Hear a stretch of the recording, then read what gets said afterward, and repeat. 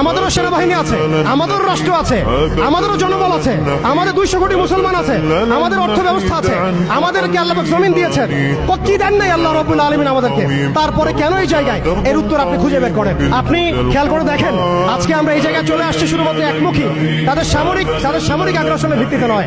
আমাদের সেনাবাহিনী কম নাই, আমাদের জমি কম নাই, আমাদের দেশ কম নাই, আমাদেরও প্রযুক্তি কম নাই। তাহলে আমরা এই পর্যায়ে কেন আসলাম?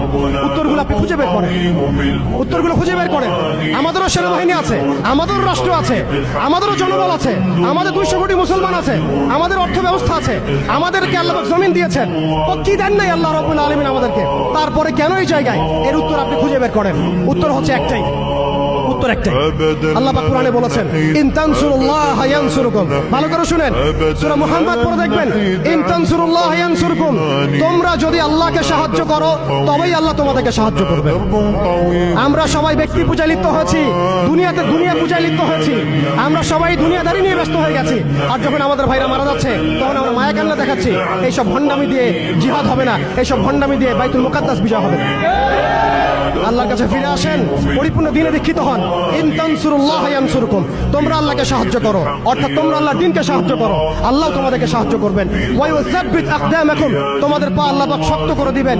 আল্লাহ সতর্ক করেছেন, ওয়া ইন তাতাওয়াল্লাউ। তোমরা যদি মুখ ফিরায় নাও আল্লাহ থেকে, তোমরা যদি মুখ ফিরায় নাও, ইস্তাবদিল কওমান গায়রাকুম। আল্লাহ পাক তোমাদেরকে সরাই দিয়ে নতুন কওমকে নিয়ে আসবেন। সুম্মা লা ইয়াকুনু আমসালাকুম।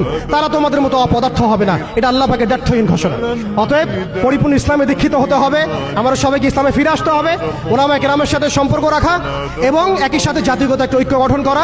জাতিগত ঐক্য গঠন করে একটা শরিয়া রাষ্ট্র কায়েম করে, একটা পরিপূর্ণ ইসলামী রাষ্ট্র কায়েম করে, নবী সাল্লাল্লাহু আলাইহি ওয়াসাল্লামের সুন্নাত অনুযায়ী একটা মদিনা রাষ্ট্র কায়েম করে আপনি আন্তর্জাতিক মহলে চাপ দিতে পারবেন ইনশাআল্লাহ। আর যদি সেটা না হয়, আর যদি আমাদের রাষ্ট্র ব্যবস্থা, সরকার ব্যবস্থা, প্রশাসন এগুলোর ধার না ধরেন, তাহলে আমি বলে দিচ্ছি, আপনারা লিখে রাখেন, আজকে গাজাবাসীর যে অবস্থা হয়েছে, আজকে ইরাক, সিরিয়া, লেবানন, জর্ডান এগুলোর যে অবস্থা হয়েছে, আমাদেরও যে সেই অবস্থা হবে না এর কোনো গ্যারান্টি নাই। মিয়ানমার আমাদের উপর যেভাবে রোহিঙ্গাদেরকে চাপিয়ে দিয়েছে, আপনি আমি কোথায় যাব?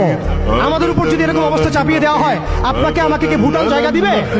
আপনাকে আমাকে নেপাল জায়গা দিবে? আপনাকে আমাকে কি মায়ানমার জায়গা দিবে? আপনাকে আমাকে কি ভারত জায়গা দিবে? আপনাকে আমাকে কি পাকিস্তানও জায়গা দিবে? অতএব আমাদের এই জমিনে, আমাদের এই সংগ্রাম, আমাদের এই জিহাদ আমাদেরকেই করতে হবে, আমাদের ইসলাম আমাদেরকেই করতে হবে, আমাদের ভবিষ্যৎ আমাদেরকেই করতে হবে। আল্লাহ পাক বোঝার তৌফিক দান করেন। বাংলাদেশের এই অবস্থায় এখন একটা ইসলামী রাষ্ট্র গঠনের কোনো বিকল্প নাই। আপনি আমি চাইলে লক্ষ কোটি মুসলমানকে সেখানে চাপ প্রয়োগ করে পাঠাতে পারতাম যদি আমাদের ইসলামী রাষ্ট্র থাকতো। আমারও যদি